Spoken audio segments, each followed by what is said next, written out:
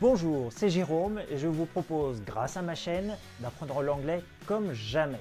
Aujourd'hui, une vidéo spéciale débutant, on regarde le sommaire tout de suite. Cette première séance est divisée en deux parties.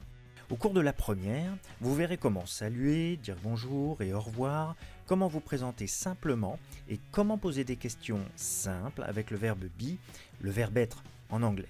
Tout cela avec une toute nouvelle méthode pour vous aider à bien prononcer. Mais ne ratez pas la deuxième partie qui vous donnera des explications supplémentaires sur le fonctionnement de l'anglais et vous permettra de vous entraîner avec des exercices corrigés. En attendant, c'est parti, let's go! Ah, et n'oubliez pas que vous pouvez arrêter ou revenir en arrière comme vous le voulez, quand vous le voulez, pour travailler à votre rythme. Bon allez, c'est parti. Hi. Hello.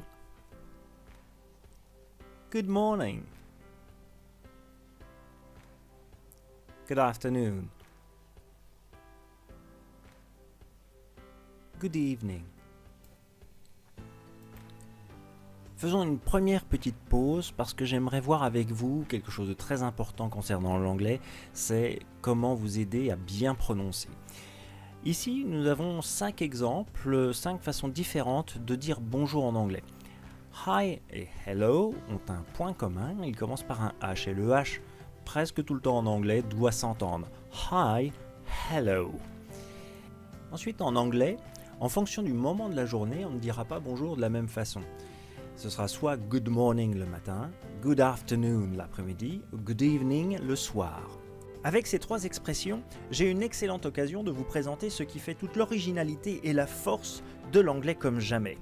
Pour les francophones, c'est surtout la prononciation de l'anglais qui pose de gros problèmes. Il suffit d'écouter les différents présidents de la République pour en être convaincu. Bref, pour vous faire voir comment prononcer un mot, je vous montrerai sa prononciation, toujours entre crochets, comme ici.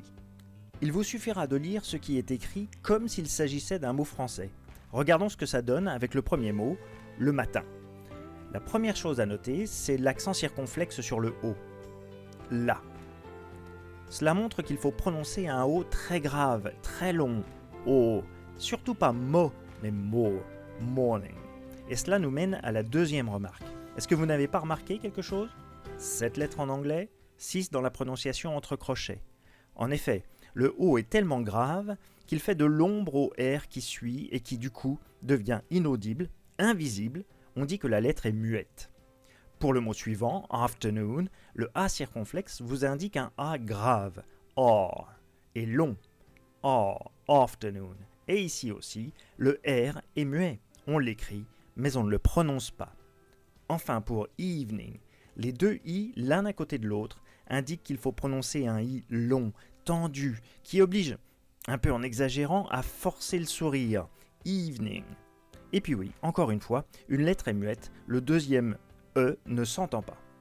Pour apprendre à mieux comprendre et mieux utiliser cette nouvelle façon de travailler la prononciation de l'anglais, je vous conseille vivement d'aller voir la vidéo spécialement conçue pour vous la présenter, avec de nombreux exemples et exercices très intéressants.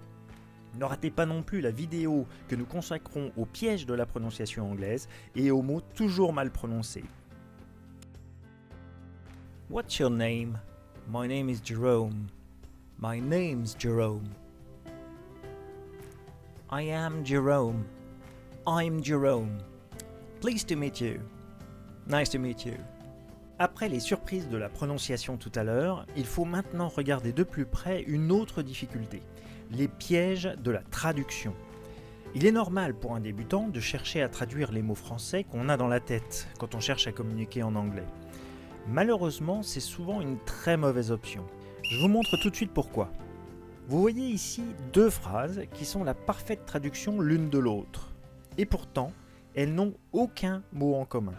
Nulle part dans la phrase anglaise, on trouve la moindre trace de comment, de vous ou de appeler. Tout ça pour vous dire qu'il est souvent plus intéressant d'apprendre des expressions, des groupes de 2 ou 3 mots, voire des petites phrases, plutôt que des mots isolés, comme c'est le cas ici quand on veut demander « Comment vous appelez-vous »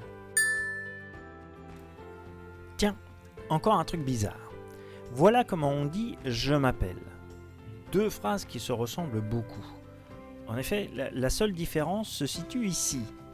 C'est un procédé très courant en anglais, cela s'appelle les contractions. C'est très simple à comprendre, vous allez voir. Il s'agit en fait de manger une voyelle pour économiser une syllabe. Cela n'a rien d'obligatoire, mais c'est très naturel et très fréquent de faire ces contractions, surtout à l'oral. Il en existe plusieurs, mais le principe est toujours le même. Tiens d'ailleurs, il y en a une juste en dessous là, vous voyez ? Le A a été mangé, a été remplacé par l'apostrophe. I am, deux syllabes, peut se dire I'm, en une syllabe. Facile, non ?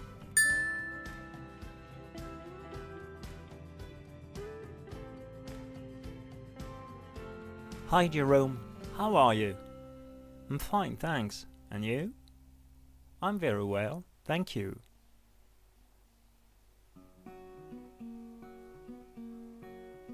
Are you thirsty? Would you like a drink? With pleasure.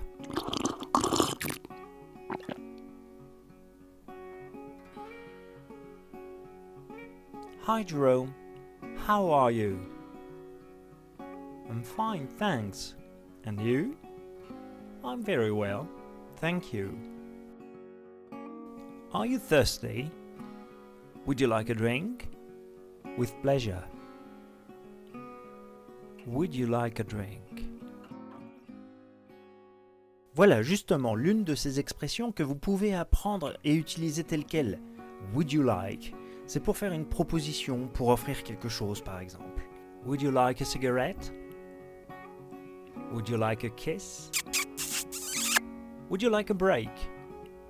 A break veut dire une pause. Il suffit juste de compléter avec le vocabulaire qui convient. Tiens, en passant, vous découvrez peut-être le petit mot « e » qui est l'équivalent de notre « un », « une ». On ne fait pas de différence entre le masculin et le féminin. A cigarette, a kiss, a break. Une cigarette, un baiser, une pause.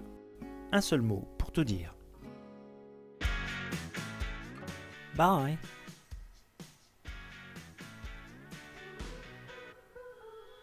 Goodbye. Bye bye.